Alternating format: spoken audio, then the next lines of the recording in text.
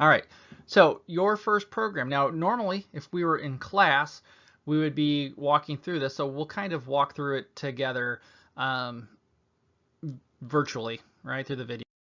So let's take a look at our first program. So first, setting up your program, you need to make sure that your Java development kit is installed, right? So if you're on your home computer, you need to go out to the Java website, and if you actually just Google Java JDK, okay, that stands for Java Development Kit, and I'm actually doing that right now. Let's see what comes up.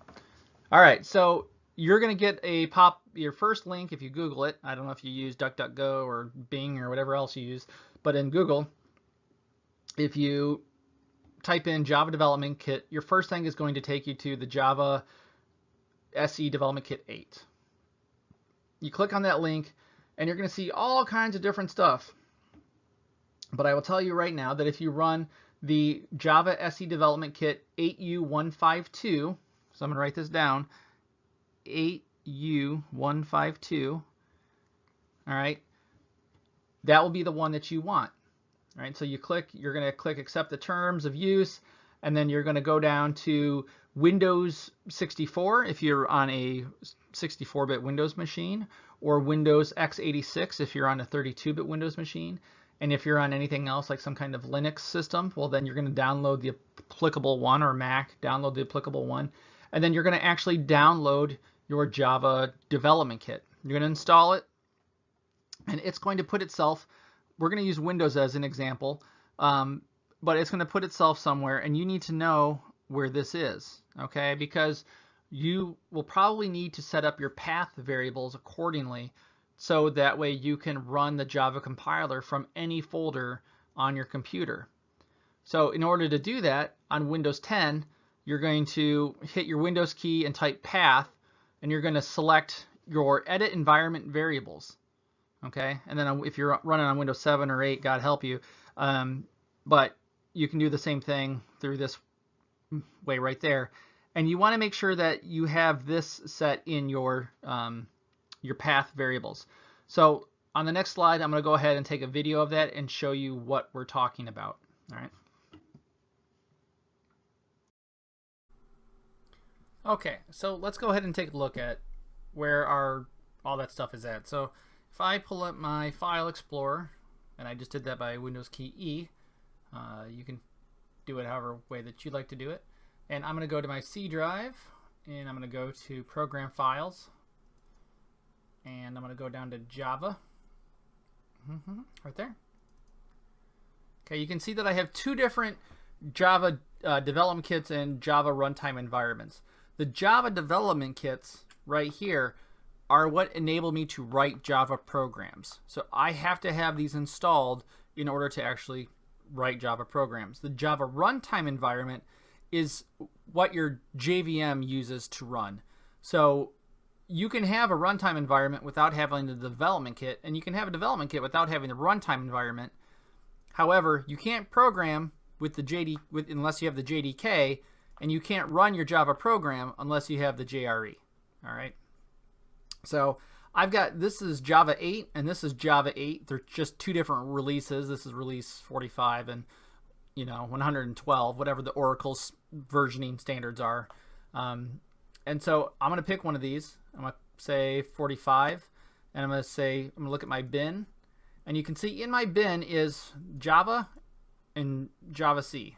That stands for Java compiler, and this is Java. This is how you are going to run the Java program. Excuse me, I stand corrected. The development kit actually does include the Java runtime environment. This is standalone, so you don't have to have it. But anyway, the whole point is that you need to have this bin folder right in your path settings. So if you hit your Windows key and start typing in environment, you can see that you can click on this right here, and it's going to pop up a little dialog box. Let me bring that over, and you can click environment variables, and you're going to want path. And if you edit path, you'll see in here that I have my Java development kit already installed. All right, and If you don't have it in there, you just click New, and you paste in the location to your bin folder for your Java development kit, and then click OK, and you're good to go. All right. So other than that, you're good to go. So that's how you make sure that you have your path environment set up correctly. So if you couldn't see the other video very well, let's go through it again, just with the slides. So you're going to open up a plain text editor, Notepad, WordPad, whatever you want, and you're going to create hello.java file. Remember, you got to be careful. It's not .txt. It's just hello.java. So you got to be careful that your operating system doesn't automatically throw in that .txt at the end. Okay? And then you're going to type in the following. Public class hello with a capital H, right? That's actually a really bad editorial thing right there that I did. So capital H, and then public static void main, parentheses, capital S, string, and then left bracket, right bracket, space, args, and then your clothing parenthesis. And then you're going to have this other brace right here, a left brace, and then you're going to have system.out.println, and notice that this is capitalized. Right there. All right, print line, that's LN, lowercase l, lowercase n, hello world. And what you put in between these quotes isn't going to matter, okay? Any string will do, but hello world, and then end parentheses, semicolon. Okay, and then you need your right brace and your right brace. So it's important that these braces match up and that these braces match. You got to have the same number, always in pairs, right? You got to make sure that these parentheses match and that these parentheses match. Okay? Again, this system is capitalized, this H is capitalized, this string right there is capitalized. Okay? Type it in exactly as is, and then compile your program just like I showed you, either through the command line, typing in javac and then hello.java. So Javik, and then hello.java, right, to compile it, and then Java hello, once it successfully compiles, to run it. If you have any problems, give me a call, take a screenshot, show me what the errors are, and I'll be more than happy to assist you. It's really important that this first week you get your environment set up to be what you want it to be. All right. So we're going to create a Java program, and we're going to compile it using nothing but TextPad or Notepad. All right. You can use your own basic, whatever you want, but this is just to show you what you can do. All right. So I'm going to write my first Java program, public class. We're going to call it hello, right? For hello world. I'm going to throw my braces, and I'm going to throw in my main method, public static void main string, array of string, args. Don't worry about any of this right now. We will get to that in a minute. System.out.println hello world. This is the first thing that you generally do whenever you're working with a new language, is you write a hello world program. Okay? Now, right now, I am not following any type of coding conventions. I'm just writing code. So now I'm going to save this. I'm going to save as, and let's see, where should I put it? Let's just put it on my desktop. All right, so I go to my computer. Whoops, where's my computer at? This PC, desktop. There we go. All right, so we're going to save it as just hello.java. Now, we're going to get into naming conventions and all that stuff next week, but for now, just this has to match what we put in as our class name. So hello.java, right? We're going to say all files. All right, save. All right, so now we have a Java file, right? We have a Java file. We do not have a class file. It has not been compiled. So we're going to go to browse our desktop, and I'm going to open up in a command prompt here. So there's a lot of different ways to do this, but I'm just right-clicking. I'm holding down Shift and right-clicking in the folder that I want, and I'm opening a PowerShell window, right? And that's going to open up a command prompt that I can use. So now I'm going to type in Javik, and then the name of the class that I wrote, or the name of the file, so hello.java. Boom. All right.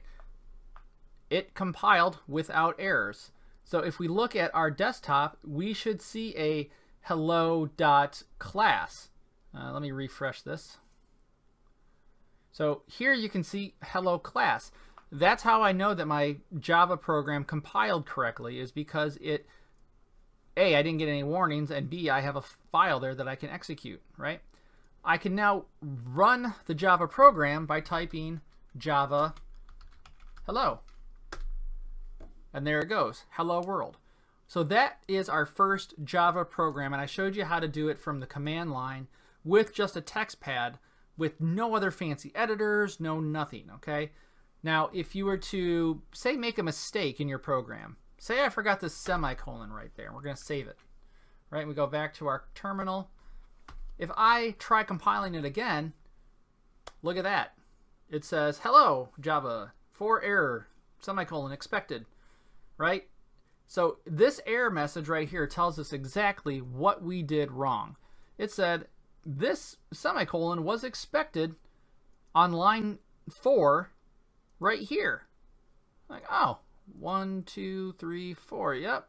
Or right there. Yep, sure enough. There's my semicolon. I hit save. I go back here. I can rerun it. Oops, I need to recompile it. And then I run it. Oops, there it is. Right? Hello world. Now, watch what happens if I change something. What if I say, hello, Betsy, right? I hit save. If I run the program again, guess what's going to happen? It still says hello world. Why? Because I didn't compile it. All I did was change the source code. I did not change the bytecode file. So what I have to do is I have to recompile it. Oh, hey, look at that. System error. What did I do wrong? Oh, that's because I probably have this on a separate line. Let's try that. All right. Should be good. So we'll save that. Go back here. Right? Recompile it. Hey, look at that. It was happy. And now we run it. And look at that. Hello, Betsy. So that is how you can run your own program. So let's take a look at a GUI program if you want to run one. So for this case, I'm going to actually just navigate to, just for the interest of time, I'm just going to navigate to my Park folder. Code, nope, Park, all courses, there we go, lectures, unit 1, code. Look at that, I already have them pre-compiled. So here I have, you can see this text editor. Okay. TextPad is what we're going to actually be using in class. Once I can figure out where it went. Oh, there it is. It's off the screen. Okay. Hold on. Let me pull it over. There we go. So this is what I recommend you use for the duration of the class because it's really simple, very easy to use. Again, it's called TextPad. And the only issue is that it's going to prompt you for, you know, hey, please buy me, which, you know, if you use it a lot, you should. I don't use it that often except for class. So, but anyway, here you can see our first GUI program. So to compile it using TextPad, once you configure it, you just hit Control-1 to compile, and you can see our tool output right there shows us that it compiled correctly, and Control-2 will execute the program. Okay, and what it does is it pops up this little message box. It says, "Hello world." Ain't that cool? It's your first GUI program. Cool. GUI stands for Graphical User Interface.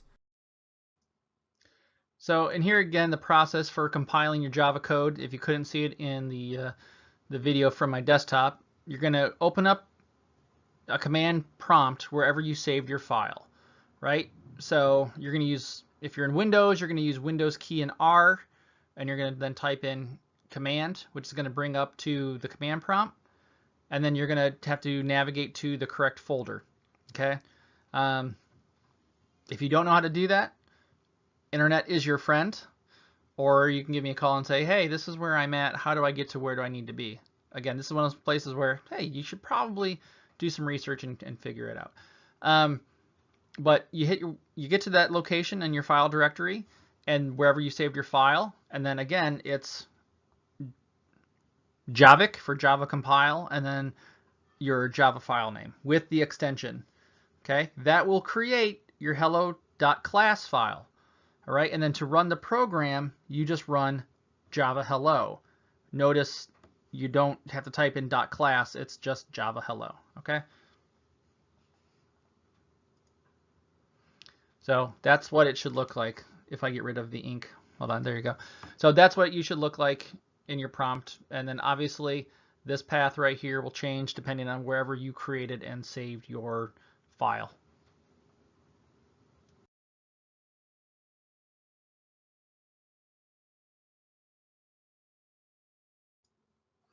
So as far as editors, what you can use and not use for this class, there's a lot of different options out there. Some of them take more work than others to get set up. Some are more friendly. For this class, for introductory to programming, I would honestly say TextPad is going to be really super easy and lightweight and perfect for what you're doing in this class. With that being said, you can use Notepad, you can use Notepad++. Notepad++ is an awesome program. I recommend you having it anyway. But it's just a great utility. But TextPad, excuse me, has a built-in compiler and run component. I also am a big fan of Visual Studio Code. I use that for all sorts of programming, whether it's Java, whether it's C++, or JavaScript. It takes a little bit more to get set up because you have to install some additional extensions, but it's extremely lightweight and it's great to use. So if you're interested in using Java or Visual Studio Code, it's another good alternative, as well as Atom. These are the lightweight editors, okay? These are kind of no muss, no fuss, it's quick. On the other side over here, we have our full-featured IDEs. These are things that are really targeted towards full-scale development. Like, you are, no kidding, a programmer working for a company, you have complicated workflows and testing and this and that. You can use these and they're great. However, it comes with extra work and consternation. So I'd say for this class, for starting off, unless you have any type of experience already, steer clear of these. But if you want to pursue them on the side and figure out how to get them to work, I really like IntelliJ. I think it's a great IDE for Java. Eclipse is good too. It's not bad. NetBeans is all right. And then Visual Studio BlueJ. Whoops, that actually should be BlueJ. Visual Studio is good. And we're going to use Visual Studio for doing C++ programming. But BlueJ is another basic one, but it actually has some features that are kind of unique in it as well. So you've got a lot of different options. But for this class, I would recommend TextPad plus, excuse me, I keep wanting to say plus plus. Just TextPad is a great entry-level program for coding. So, but your mileage may vary. And if you want to use any of these other ones, I can help you get it set up. Just let me know. So just to give you an idea real quick of what some of them look like, if I pull up IntelliJ, it's going to take a second because it's installing right now as I'm recording the video, or not installing, but it's running. While that's doing that, I can pull up Visual Studio Code, which is much faster, which I started after I started IntelliJ, and Visual Studio Code is already up and running. And you can see here it's really basic. I can open a folder. Let's go to Unit 1, right? And Unit 1 code. We're going to select that folder. You can see over here, you can see all of the files that I have in that folder. I click on hello.java and you can see my Hello World program, right? To actually run the program, I have to have an extension called Code Runner. And that enables me to actually compile and run the Java code. So this is where I'm talking about, where it's a little bit more difficult to set up, where you have to have stuff and it takes a little bit more research. But once you get it set up, it works pretty good. I can just hit play, and it's going to run in the terminal, and you can see that it executed my program. All right. Or I can come over here and say, you know what? Hey, let's run this hello GUI Java file. All right. So I run that, and you can see that it prompted with, there it is, hello world. So it run it. So Visual Studio Code, great, lightweight. I got the dark theme going on. It also supports source control, which we can talk about if you guys want, but it's not part of the curriculum. So a lot of good stuff. IntelliJ is a little bit heavier handed, right? In order to do IntelliJ, you actually have to create projects. And so we're going to create a new project, and it's going to ask you for all this stuff, saying like, hey, what project SDK? Are you using any additional frameworks? And you're like, oh, I don't know about any of that. No, just do the basics. And then you're like, oh, okay, we're going to create a simple command line app, right? And we're waiting, and it's loading. So as you can see, it already is a little bit slower because it's a huge program. But once you get it actually working, it runs great. Oh, it helps if you click that, I guess. Or we can just click next. Okay, so we're going to give it a project name, or we're just going to call it test, right? And we're going to click finish. And boom, all this stuff comes up, and you've got all these buttons and all this stuff, and you're like, oh, where do I even start? Well, I know to start, I'm going to click new source. I'm going to click Java class, right? New class, I'm going to call it hello. And it's a class. I'm going to click OK. And there, okay, it automatically created the class with a comment header for me, right? And then I can say, oh, hey, well, that's awesome. You can do all kinds of stuff. You can also create, there's tools where you can generate automatic things like constructors and strings. We'll get into that later in the class. But basically, there's a lot of functionality that you're not even going to scratch the surface on because you're just not there yet, right? So that's one of those things that you got to be aware of. But it's a great IDE once you know how to use it. What else do we got? We got Visual Studio Code. We got Eclipse. So Eclipse, which is on Neon, is the version name that's out right now. Okay, I'm waiting for it to load. It's going to take a second. What else do I have? Atom Browser, which is kind of similar. Let's pull up TextPad because that's the one we're going to use for class. Again, TextPad is super lightweight, super easy. You can see file. We can open up a folder just like we did in the past. Actually, let me just go to recents. Boom, it's easy.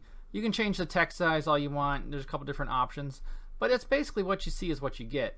There's no frills like in some of the other programming languages, like say Eclipse or the IntelliJ. Like as you start typing out certain things, additional things will pop up and you can autofill it.